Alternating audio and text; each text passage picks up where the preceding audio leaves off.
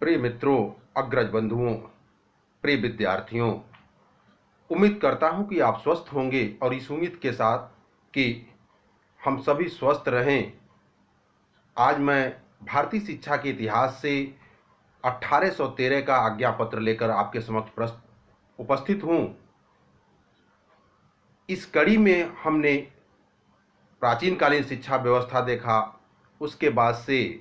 बौद्धकालीन शिक्षा व्यवस्था देखा, उसके उपरांत मध्यकालीन शिक्षा व्यवस्था देखा या मुस्लिम कालीन शिक्षा व्यवस्था देखा, और उसके उपरांत हम आज आपके समक्ष उपस्थित हैं ईस्ट इंडिया कंपनी की शिक्षा व्यवस्था, जिसमें 1813 का आज्ञा पत्र या चार्टर एक्ट 1813 तथा प्राच्य एवं पाश्चात्य विवाद क्या है। सबसे पहले तो ये जाना जाए 1813 का आज्ञा पत्र क्या है। वास्तव में जब मध्यकालीन शिक्षा व्यवस्था इस देश में समाप्त हो रहा था, या एक तरह से कहिए कि मुस्लिम कालीन शिक्षा व्यवस्था इस देश से एक धीरे धीरे समाप्ति की ओर था, तो अंग्रेज, या ये यूं कहिए कि कहीं न कहीं अंग्रेज यहाँ पर व्यापारी के भेष में आने का प्रयास कर रहे थे। और उसी क्रम में दो तीन नाम महत्वपूर्ण हैं जो कहीं न कहीं अंग्रेजी शिक्षा व्यवस्था को भारत में, या ईस्ट इंडिया कंपनी की शिक्षा व्यवस्था को भारत में स्थापित करने का उनको श्रेय जाता है। सबसे पहले मैं आपके सामने दो नामों को प्रस्तुत करूंगा, जिसमें चार्ल्स ग्रांट का नाम आता है और विल्बरफोर्स का नाम आता है। चार्ल्स ग्रांट वह व्यक्ति था जिसे ईसाई धर्म का प्रचारक कहा जाता है, या ईसाई धर्म या ईस्ट इंडिया कंपनी में पादरी के रूप में या ईसाई धर्म के प्रचारक के रूप में जिसे जाना जाता है। जबकि विल्बरफोर्स कहीं न कहीं विल्बरफोर्स था, वह हाउस ऑफ कॉमन्स का सदस्य था ईस्ट इंडिया कंपनी में, या ब्रिटिश हाउस ऑफ कॉमन का वह सदस्य हुआ करता। चार्ल्स ग्रांट का नाम इसलिए लिया जाता है क्योंकि चार्ल्स ग्रांट वह पहला व्यक्ति है जो लंबे समय से या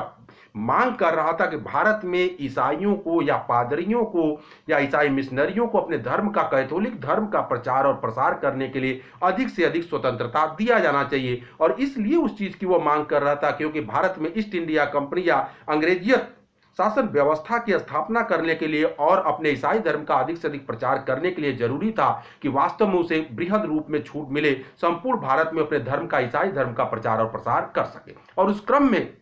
कहीं न कहीं वो समय आता है 1793 का, जब ईस्ट इंडिया कंपनी के आज्ञा पत्र के नवीनीकरण का समय है। क्योंकि ईस्ट इंडिया कंपनी के आज्ञा पत्र के नवीनीकरण का जो समय होता था, वह प्रत्येक 20 वर्ष में ईस्ट इंडिया कंपनी के जो कहीं न कहीं समीक्षा होता था प्रत्येक 20 वर्ष में कि जो विजित देश है या वहां के आज्ञा पत्र का जो नवीनीकरण होता था, उससे देखा जाता था जो विजित हमारे देश है, जो उपनिवेश के हमारे देश हैं, वहां पे शासन व्यवस्था कैसे चल रहा, वहां की शिक्षा व्यवस्था कैसे चल रहा था। और उसी क्रम में 1793 में जब ईस्ट इंडिया कंपनी के आज्ञा पत्र के नवीनीकरण का समय आया, तो चार्ल्स ग्रांट ने यह मांग कर दी कि वास्तव में भारत में जिस देश को अभी हमने गुलाम बनाया है, उस देश में शिक्षा या धर्म का प्रचार, ईसाई धर्म का प्रचार और प्रसार करने के लिए हमें छूट मिलनी चाहिए, अधिक से अधिक छूट मिलनी चाहिए। और इस मांग को उठाने का, चूंकि वह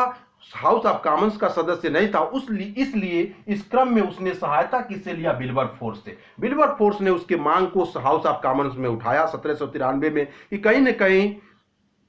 भारत में ईसाई धर्म का प्रचार और प्रसार करने के लिए अधिक से अधिक ईसाई पादरियों को छूट मिलना चाहिए, जिससे वो संपूर्ण भारत में जाकर के अपने ईसाई धर्म का प्रचार और प्रसार कर सके या कैथोलिक धर्म का प्रचार और प्रसार कर सके, अपनी शिक्षा दीक्षा दे सके। लेकिन उस टाइम उस मांग का जो विल्बरफोर्स ने अपने हाउस ऑफ कॉमन्स में मांग किया था, उस मांग का इसलिए विरोध कर दिया गया। एक सदस्य, हाउस ऑफ कॉमन्स का एक अन्य सदस्य ने विरोध किया, और उसने विरोध करते हुए कहा क्योंकि हमने अभी अभी अमेरिका में अपने उपनिवेश को इसी धर्म के प्रचार, अधिक धर्म के प्रचार और प्रसार के कारण अमेरिका में अपने उपनिवेश को खो दिया है, इसलिए हम भारत में इस चीज की छूट नहीं दे सकते हैं, अन्यथा अभी हम जिस भारत को अपने अधीन किए हैं वह भारत भी हमारे उपनिवेश से निकल जाएगा। परिणाम स्वरूप उसकी मांग को स्वीकार नहीं किया गया। 1793 में उसके मांग को स्वीकार नहीं किया। लेकिन चार्ल्स ग्रांट उस बात से हतोत्साहित नहीं हुआ और लगातार प्रयास करता रहा। आखिरकार 20 वर्ष बाद पुनः वह समय 1813 का आया, जब कंपनी के आज्ञा पत्र के नवीनीकरण